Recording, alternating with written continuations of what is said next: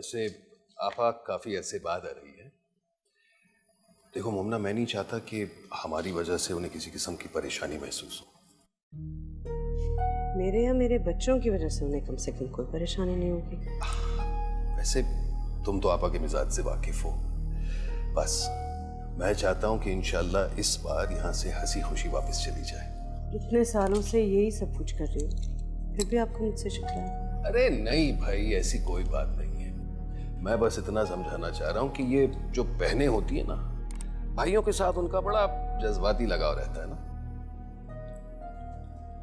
और जो किसी की खातिर अपना जज्बाती हक खो देते हैं, उनका क्या हक होता है? यार क्या हो गया तुम्हें मोमना? आखिर कब तक तुम अपना माजी याद करती रहोगी? अब भुला भी तो दो। आप भूलने कहाँ देते हैं? देखो ऐसी कोई बात नहीं है। हाँ,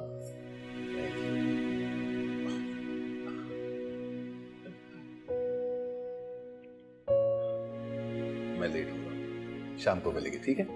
खुदा हाफिज।